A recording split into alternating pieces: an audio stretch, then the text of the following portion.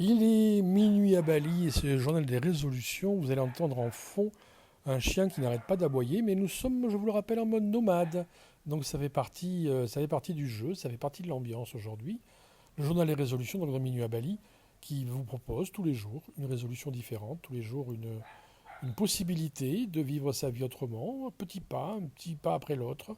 On va pas essayer de tout révolutionner d'un coup, mais petit pas par petit pas, on va essayer de trouver des moments, ou des moments à nous, ou des façons d'appréhender les changements, car vous le savez, Minuit à Bali, on explore le changement, le quotidien, notre vie tous les jours est bourré de changements, tous les jours, des changements, tout est en permanence.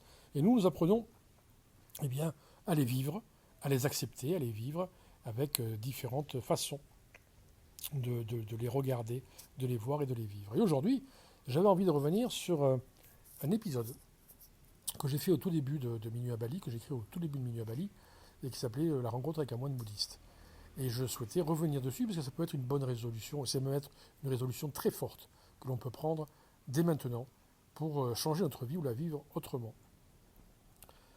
Je vous le rappelle, j'étais donc à Bali et je n'avais pas forcément le moral, donc j'ai pris mon scooter, je suis parti, j'ai traversé Bali pour arriver devant les portes d'un temple bouddhiste. Je suis rentré à l'intérieur et là j'ai rencontré par hasard un moine bouddhiste et nous avons partagé ensemble 7 8 jours ensemble à parler de tout et de rien, de la confrontation entre la vision occidentale et la vision asiatique, à parler encore une fois de notre culture, de nos traditions, de notre façon d'appréhender la mort, la vie, l'amour, hein, un grand sujet. Hein. Mais aussi ça m'a permis d'avoir un départ différent ou d'avoir un virage différent sur le sens de la vie, de ma vie.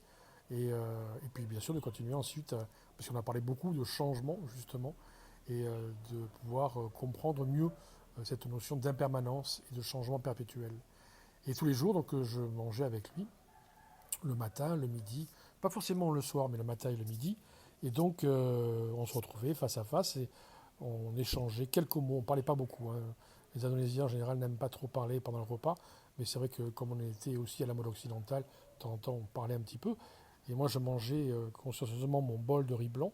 Je me rappelle, c'est dans un bol en plastique bleu ciel. Et lui, de son côté, mangeait sa soupe généreuse de légumes et sa petite assiette de légumes et son thé. Et tous les jours, je le voyais manger ça, puisqu'il y avait un moine qui venait nous servir avec un petit plateau. On était assis avec une table basse. Et tous les jours, je le voyais manger ces 3 plats, enfin ces 2 plats plus son thé, et moi, mon bol de riz blanc avec un bol d'eau, enfin un verre d'eau. Et tous les jours, c'était ça. Et au bout de 3 4 jours, donc ça représente quand même 6 ou 7 repas, 6 ou 7 repas où je me posais des vraies questions. En disant, mais attends, faut tuer qui là pour avoir un bol de légumes là. Je commençais à avoir faim en plus, hein, je commençais à avoir la dalle. Hein. Mais je disais rien. Et puis ça montait comme ça montait, ça montait. Je dis, mais premier jour, je comprenais, c'est normal, c'était quand même le moine, tout ça. Puis j'étais invité, hein, je payais pas. Hein. Et puis deuxième jour, pareil, troisième jour, je dis, mais c'est pas vrai, c'est peut-être un truc là, genre retraite spirituelle, tu bois de l'eau et tu manges du savon. Enfin, j'en sais rien, c'était bizarre. Et à un moment donné, au bout de 3 4 jours, dès que le plat est arrivé, j'ai regardé le sien, ses plats de légumes généreux, sa soupe. Et j'ai regardé mon bol, et j'ai dit, je peux vous poser une question? Quelque peu agacé. Il dit, oui, oui, bien sûr. Comment ça se fait que depuis le début, vous mangiez soupe, légumes et thé, et moi j'ai juste un bol C'est quoi la question? Bah, faut que je fasse quoi là? Faut que je nettoie tout le, tous les sols du monastère avec la langue pour manger correctement? C'est quoi? Enfin, franchement, c'est pas, je trouve ça pas très généreux et très un peu le sens du partage, tout ça. Moi, je mange toujours du riz blanc, toujours dans le même bol, toujours mon verre d'eau, et vous mangez à chaque fois des légumes différents, de la soupe et tout. Attends, c'est pas. Franchement, voilà. Mais ouais, je sentais une colère sombre, douce, mais sombre. Ouais, c'est pas l'éclat de voix violent, mais j'étais énervé. Je vous rappelle que j'étais aussi un peu en dépression quand même. Hein. Donc tout m'agaçait un petit peu quand même. Il me regarde, il me fait, mais qu'est-ce que tu veux? Je dis, bah, moi la même chose que vous. Bah, moi je veux, c'est-à-dire, je dis, bah, moi je veux de la soupe, une assiette de légumes et du thé. Hein. S'il faut payer, il faut payer. Hein. Moi, c'est bon, hein, puisque je ramenais ça, en tant qu'occidental, à l'argent. Il me regarde avec un regard vraiment bienveillant. Il prend sa soupe, ses légumes, son thé, il le pose devant moi. Il prend mon bol de riz et il le pose devant lui. Et il me dit, ça te convient? Ouais, ouais, ça me convient, ouais. Il faudrait que je paye à quelqu'un ou que je... Non, non, non, non, non, c'est bon. Mais juste une chose, qu'est-ce que tu en tires comme leçon? J'en tire quoi comme leçon? Bah, que je vais pouvoir manger. Quelque chose de différent que le riz blanc. Ouais, c'est pas tout à fait ça. Dis-moi, explore un peu plus l'idée. Ben, qu'en fait, je voulais, bon, ok, ok. Donc je voulais changer mon alimentation, passer du riz blanc à de la soupe, des légumes, du thé, et que je l'ai demandé, voilà, et que maintenant ça a changé. Voilà. Donc, donc, je dis, ben, donc, je peux manger. Non. Donc, il suffit de demander pour avoir. Ouais, mais c'est pas aussi simple que ça. Mais si, parfois c'est aussi simple que ça. Il suffit que tu demandes clairement ce que tu veux et tu peux tout à fait l'obtenir. Tant que tu n'as pas demandé, tu n'auras rien. Tu peux qu'imaginer avoir quelque chose. Mais si tu l'exprimes clairement, tu pourras avoir la chose que tu demandes. Ah ouais, d'accord, ok, ouais, c'est pas con, d'accord. Ouais, mais du coup, vous vous retrouvez avec du riz blanc. Donc, mon égoïsme ou mon envie fait que vous avez du riz blanc. Ah, c'est pas aussi simple que ça. Parce que là aussi, ton côté arrogant revient sur le devant de la scène. Tu imagines que parce que tu veux quelque chose, moi je serai frustré. Donc tu imagines à ma place ma frustration, à ma place que je vais être blessé, à ma place que je vais manger du riz blanc, et tu vas tout imaginer à ma place, et tu vas donner du pouvoir sur ma propre vie. Mais regarde, et là il appelle le moine, et un indigène lui demande de la soupe de légumes, il leur demande la même chose en fait. Et ils se retrouvent devant moi, tous les deux, nous avons ensemble de la soupe de légumes, une assiette de légumes et du thé. Et il me dit, tu vois, il suffit que je demande. Moi aussi, j'ai. Je demande gentiment et j'obtiens.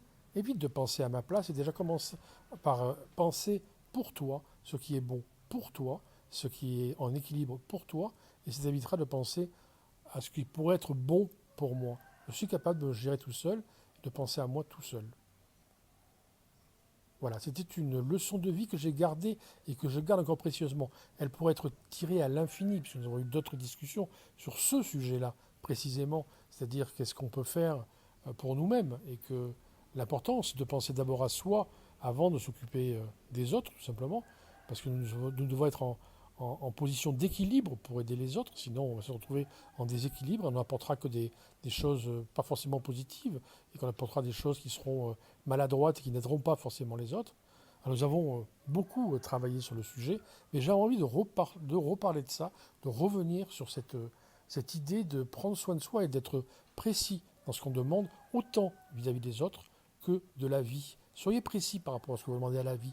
Je veux ça, ça ou ça pour la vie, pour moi, pour ma vie à moi. Si on pense qu'il peut y avoir autre chose, un univers, le grand univers, ce que vous voulez, peu importe. Si vous ne demandez pas précisément ce que vous voulez, vous n'aurez pas précisément ce que vous avez envie d'avoir. Vous voyez ce que je veux dire? Si vous voulez de l'amour, soyez précis. Si vous voulez de l'argent, pourquoi pas? Soyez précis. Soyez précis. Voilà, j'espère que cette résolution, vous la prendrez très vite et très rapidement, parce qu'elle me semble essentielle. Si vous voulez quelque chose, exprimez-le. Et ne vous en prenez qu'à vous si vous n'avez rien, alors que vous n'avez rien demandé. On se retrouve très bientôt pour une nouvelle résolution. Et quand je dis très bientôt, c'est demain tout simplement. On avance hein, au fur et à mesure. Hein. Et puis surtout, partagez ces épisodes. Faites-les vivre, partagez autour de vous ces épisodes. Partagez avec vos enfants, par exemple.